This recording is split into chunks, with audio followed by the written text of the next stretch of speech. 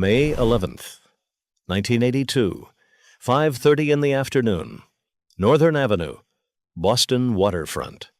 Brian Halloran sat in the passenger seat of a blue Datsun outside the topside lounge, finishing a beer with a man named Michael Donahue. The sun was still up. Families were walking past. A blue Chevy pulled alongside. The window came down. A man in a dark wig and a phony mustache leveled an MAC-10 carbine across the doorframe and opened up. The first burst tore through the windshield. Halloran tried to run. He made it 3 steps onto the pavement before another burst caught him in the chest and dropped him on the asphalt. Donahue, who had only stopped for a ride home, took a round through the head and died slumped over the steering wheel. The shooter walked back to his car. He drove away. The whole thing took less than 30 seconds. This was not a clean mob hit.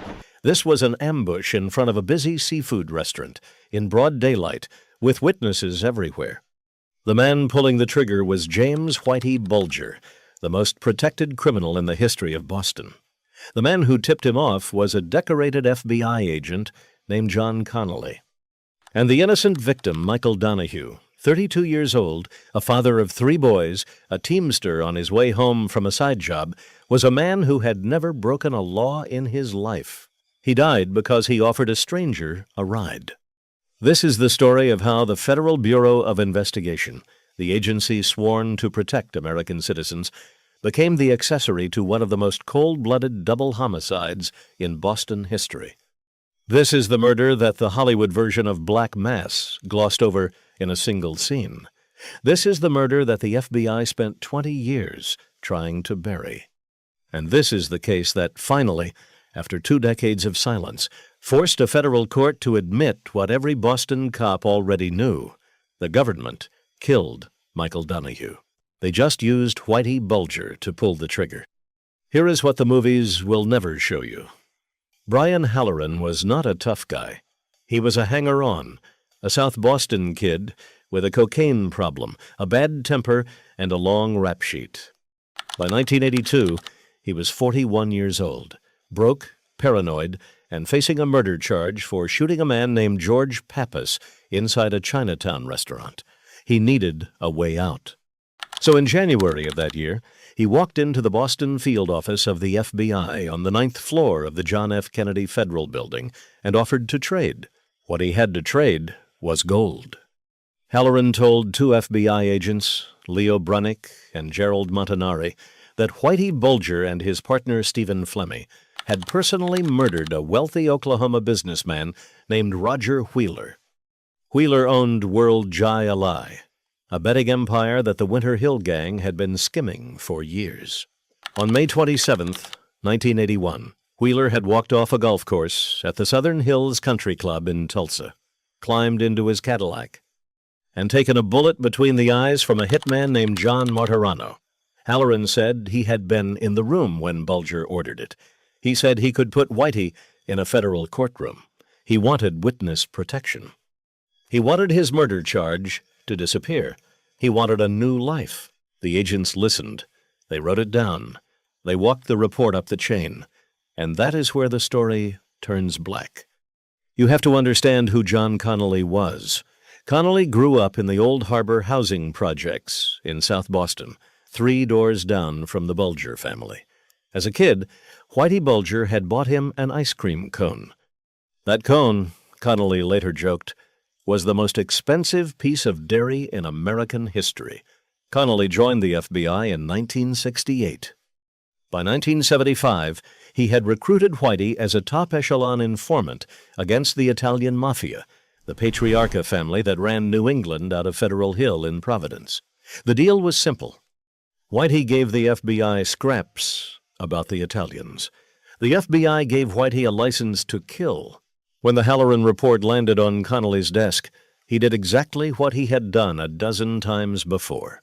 He drove to a meeting. He told Whitey everything. He named the informant.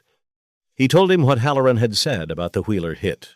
He told him Halloran was talking about the Tulsa murder, about Flemmi, about the whole operation. And Connolly knew, because he knew Whitey better than anyone, that Halloran was a dead man the moment the words left his mouth. Whitey Bulger was 52 years old in the spring of 1982. 5'9", blue eyes, blonde hair going gray. He lifted weights every morning at the Boston Athletic Club. He read military history. He did not drink. He did not smoke. He kept a rotation of girlfriends and a steady relationship with a woman named Catherine Gregg, 22 years his junior. He spoke softly. He never raised his voice. And he had personally killed at least 19 people, though the real number, according to his own partner, was closer to 40. Stephen Flemmi was his shadow. 47, dark-featured, soft-spoken, the son of Italian immigrants from Roxbury. Flemmi had been a paratrooper in Korea. He had 2 Bronze Stars. He had also been a top-echelon FBI informant since 1965, 10 years longer than Whitey.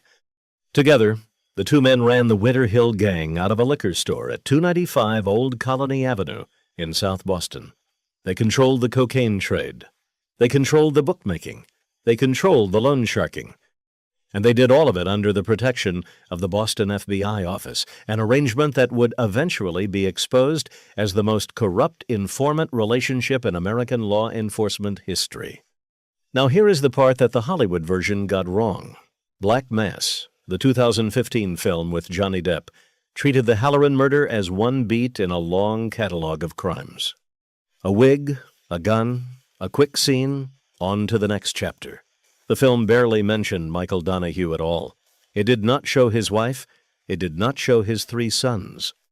It did not show what it meant for a family to lose a husband and a father, because the federal government decided one informant's life was worth less than the comfort of another. The truth is uglier than the movie. The truth is that for 20 years, the FBI fought the Donahue family in court, denied responsibility, withheld documents, and tried to make the murder go away. Let me walk you through how the hit actually happened. By April of 1982, Halloran knew he was in trouble. The FBI had not granted him formal witness protection. He was bouncing between safe houses in Quincy and Squantum, drinking too much, telling friends he thought he was going to be killed. He was right. Connolly had already lit the fuse. On May 11th, Halloran spent the afternoon at the Topside Lounge on Northern Avenue, a working-class waterfront bar in the shadow of the old Anthony's Pier 4 restaurant. He had been drinking beer for hours. Around 5:15, Michael Donahue walked in. Donahue was not a criminal. He was a longshoreman, a teamster, a husband to a woman named Patricia, a father to Michael Jr., Sean, and Tommy, ages 8, 7, and 4. He worked construction on the side to pay the bills. He stopped at the Topside that afternoon to grab a quick drink with friends. Halloran asked him for a ride to a relative's house in Eastie. Donahue said sure. They walked out to the curb. Donahue's blue 1980 Datsun was parked in front. They got in. Halloran rode shotgun. Donahue turned the key. Across the street, Whitey Bulger was waiting in a stolen Chevrolet Malibu, the windows tinted, the engine running. Beside him sat a man the federal government would later identify as Kevin Weeks, a young South Boston enforcer who acted as the lookout. A second car, driven by Patrick Nee, sat further down the block as a backup. Whitey was wearing a long, dark wig and a thick, fake mustache. He was holding an MAC-10 machine pistol modified to fire fully automatic. Some accounts place a second shooter in the car. The accounts vary on this. What's documented is that the burst of fire that killed Halloran and Donahue came from the passenger side of the Chevrolet, and that Whitey Bulger personally took credit for the shooting in conversations with Kevin Weeks years later. The first burst, 6 rounds, hit the windshield of the Datsun. Donahue slumped forward, hit in the head and chest. Halloran threw open the passenger door and tried to run. He made it a few steps before the second burst caught him. He went down face first on Northern Avenue. The Chevrolet pulled forward. The shooter rolled down the window again. He fired a final burst into Halloran's body to make sure. Then the car turned right and disappeared toward the Northern Avenue Bridge. A patrolman was on scene within 4 minutes. Halloran was still breathing. Paramedics rushed him to Boston City Hospital. He died at 6:07 that evening. Before he lost consciousness, he gave a name to the responding officers. He named a man called Jimmy Flynn, a Charlestown hijacker, as his shooter. He did not name Whitey Bulger. Some say he was protecting his own people. Some say he was so disoriented from the wounds that he picked the first name that came to mind. Some say he knew Bulger had FBI protection and that naming him was pointless. The accounts vary on this. What is certain is that the false identification gave the Boston FBI office exactly what it needed, a suspect who was not Whitey Bulger. Michael Donahue died at the scene. He was 32 years old. Now I want you to understand what happened next inside that FBI office, because this is where the cover-up began. Within hours, John Connolly walked into the field office and began telling colleagues that Halloran had been killed by the Charlestown crew, by Jimmy Flynn, settling an old score. He pushed the false narrative. He buried the Wheeler murder lead. He filed a 302 report, the standard FBI interview document, claiming his informant had heard the same Charlestown rumor. The investigation into the actual killers stalled.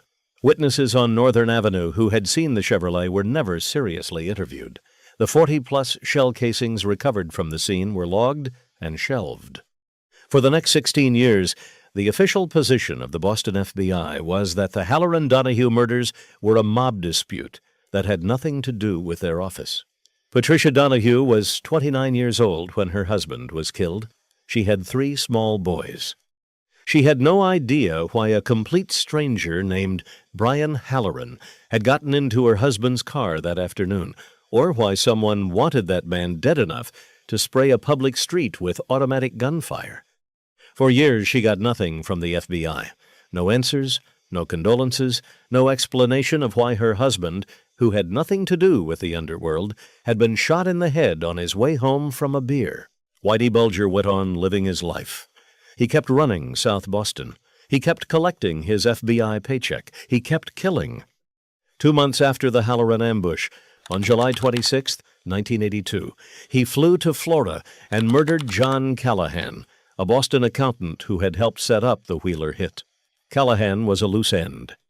Bulger and Flemmy paid John Martirano $25,000 in cash to put 2 bullets in the back of Callahan's head and stuff his body in the trunk of a Cadillac at Miami International Airport. By the end of 1982, every man who could put Whitey in court for the Tulsa killing was either dead or running. The cleanup had worked. The protection had held. Here is what the Boston FBI did not see coming. In 1994, a different federal agency, the Drug Enforcement Administration, working with the Massachusetts State Police, was building a racketeering case against Whitey Bulger that did not run through the FBI. Connolly, who had retired from the Bureau in 1990, found out. He tipped his old friend one last time. On December 23, 1994, Whitey Bulger walked out of his Quincy condominium, climbed into a black Mercury Marquis with Catherine Gregg, and disappeared. He would not be seen again for 16 years. The case against the Boston FBI cracked open slowly, the way concrete cracks under pressure. In 1997, a federal judge named Mark Wolf began holding hearings into the Bulger-Flemmy informant relationship. Stephen Flemmy, who had been arrested in 1995, panicked on the stand and admitted everything. The top echelon files, the leaked grand jury information, the murders the FBI had let happen. He named Connolly. He named other agents. He named John Morris, Connolly's supervisor, who admitted in court that he had taken $7,000 in cash and a case of expensive wine from Bulger over the years. Kevin Weeks flipped in 1999. John Martirano, the hitman, flipped that same year, accepting a 12-year sentence in exchange for testimony against 20 murders, including the Halloran-Donahue ambush. For the first time, the Donahue family heard, under oath, what had really happened on Northern Avenue. They heard about the wig, the phony mustache, the MAC-10. They heard John Connolly's name. They heard that the man who killed their father had been driven to the murder by a tip from the Boston FBI office. John Connolly was indicted in 1999. He went to trial in 2002. A federal jury convicted him of racketeering, obstruction of justice, and lying to the FBI. He was sentenced to 10 years in federal prison. In 2008, a Florida jury convicted him of second-degree murder for his role in tipping Bulger to the Callahan hit. He got 40 more years. He sits today in a federal facility, a former decorated agent who became the first FBI agent in modern history to be convicted of a mob-related murder. Patricia Donahue did not stop. She and her 3 sons sued the federal government. The case dragged through the courts for years. The Justice Department fought every motion. They invoked statutes of limitation. They argued that the FBI's handling of Bulger was a discretionary function. They tried to make the family go away. In 2006, a federal judge named Reginald Lindsay ruled that the United States government was liable for the murder of Michael Donahue. He awarded the family $8.3 million. The First Circuit Court of Appeals reversed the ruling on a technicality, citing the statute of limitations. The Donahues lost on procedure, not on facts. The court did not deny that the FBI had killed Michael Donahue. It just said the family had filed too late. That ruling stands as one of the cruelest moments in the history of American jurisprudence. A federal court accepted that the federal government was responsible for an innocent man's murder. And then the same court system told the widow and her sons that they were entitled to nothing. Whitey Bulger was finally captured on June 22, 2011, in a rent-controlled apartment at 1428 3rd Street, Santa Monica, California. He was 81 years old. The FBI found $822,000 in cash hidden in the walls and 30 firearms stashed throughout the apartment. He was extradited to Boston. In 2013, he stood trial on a 32-count racketeering indictment that included 19 murders. The jury found him guilty of 11 of them. Brian Halloran was on the list. Michael Donahue was on the list. The judge, Denise Casper, sentenced him to 2 consecutive life terms plus 5 years. On October 30th, 2018, Whitey Bulger was beaten to death with a padlock stuffed in a sock inside Hazleton Federal Penitentiary in West Virginia. He was 89 years old. He had been in the facility for less than 12 hours. When you watch Black Mass, you see a stylish movie about a charismatic killer. When you study the actual file, you see something different. You see a federal agency that decided one career was worth more than the lives of innocent people. You see a chain of command that knew, that signed off, that looked the other way. You see John Connolly walking out of a meeting in January of 1982, carrying the name of an informant in his head. And you see Michael Donahue, 4 months later, on Northern Avenue, dying in his own car because that name reached the wrong ears. Patricia Donahue passed away in 2020. Her sons are still alive. They still talk about their father. They still remember the day a Boston police officer came to the door and told their mother her husband was gone. They have spent 4 decades demanding the same thing. Not money, not revenge, just an admission. The admission that the United States Federal Bureau of Investigation, sworn to protect them, helped kill their father instead. The film didn't show you that. The film couldn't. The truth is too heavy to fit in a montage. The truth is that on a sunny afternoon in May of 1982, a 32-year-old teamster named Michael Donahue offered a stranger a ride home, and the federal government of the United States of America made sure he never made it. That's the story Black Mass skipped. That's the murder Whitey Bulger took to his grave, and that's the price the Donahue family paid so that an FBI informant could keep killing for another 12 years. Some men die for what they did. Michael Donahue died for what he didn't know. And the agency that was supposed to protect him is still, to this day, the reason his sons grew up without a father. If this story moved you, hit subscribe. We drop a new mob documentary every week. Drop a comment. What corrupt FBI case should we cover next?